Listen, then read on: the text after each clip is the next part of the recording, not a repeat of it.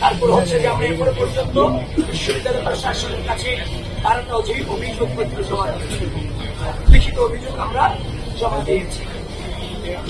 সবকিছু মিলিয়ে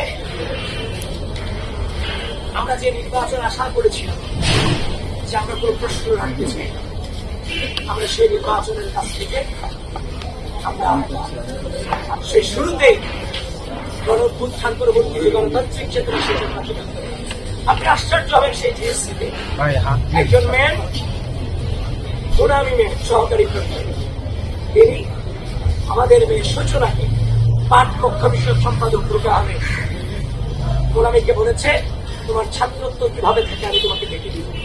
এরা থেকে হিংস্র আচরণ করার নির্বাচন সে তার শুধুমাত্র আপনার হচ্ছে যে আমাদের যে ব্যালট নম্বরগুলো বিতরণ করার কারণে তাকে ছাত্রত্ব নিয়ে নেওয়ার হুমকি তিনি দিয়েছেন এবং খুব বাজে বিহেভ আমাদের সাথে করেছেন। এবং তিনি রোকে হলের বা যতবার আমি রিটার্নিং অফিসার থেকে শুরু করে প্রত্যেকের অনুমতি নিয়ে যতবার প্রবেশ করতে হয়েছে আমাকে বারবার তারা বাধা সবকিছু মিলিয়ে আমরা ধৈর্য ধারণ করেছি। আপনারা আমাদেরকে বারবার বলেছেন, আমি লোকর পর্যন্ত বলেছি আমি কোনো অভিযোগ করতে চাইনি। আমরা এই গণতন্ত্রকে আমরা অনুভব করতে, আমরা এনজয় করতে চাই।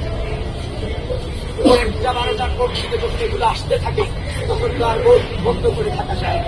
সুতরাং আমরা যখন দেখেছি ব্যালট ওই সেন্টারে ব্যালট নিয়ে কারচুপি হয়েছে, তার মানে ধরে নিতে পারছে এমন কারচুপির ঘটনা অনেক। এখনো পর্যন্ত ধৈর্য ধারণ করে আছি।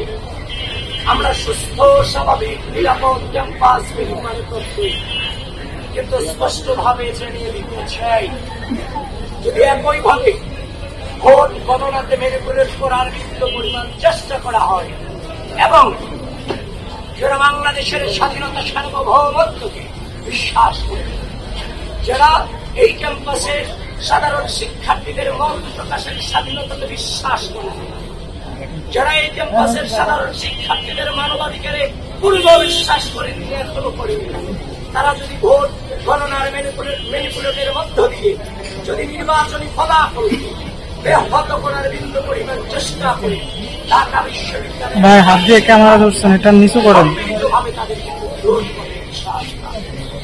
এবং আমরা ইতিমধ্যে দেখতে পাচ্ছি কাঠাবোধ স্বাক্ষর 4 দিন থেকে দেশব্যাপী সমাজ শিবিরের নেতা কর্মীরা সংঘবদ্ধভাবে অবস্থান নিয়েছে। ঢাকা বিশ্ববিদ্যালয়ের প্রশাসন এবং রাষ্ট্রীয় প্রশাসন, নির্বাচন কমিশন, আমি আপনাদের সকলের প্রতি আহ্বান জানাচ্ছি, খুব দ্রুত এই ধরনের সন্ত্রাসী অবস্থান থেকে আমাদের ক্যাম্পাসের এরিয়াতে, ক্যাম্পাসের আশপাশে এই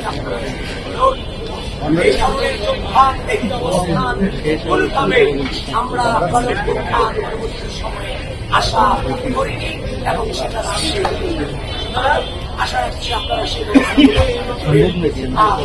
যেহেতু ভোট গণনা চলছে, আপনারা আপনাদের জায়গা থেকে রাখুন, আমরা আমাদের জায়গা থেকে চেষ্টা করছি। তবে বিশ্বাস করে এই নির্বাচন সুষ্ঠু, নিরপেক্ষ এবং গ্রহণযোগ্যভাবে সত্যিকার অর্থে প্রতিফলিত হয়, তাহলে মনে রাখবেন বাংলাদেশ পন্থীতে ভূমিধস বিজয় অবশ্যম্ভাবী। ইনশাআল্লাহ।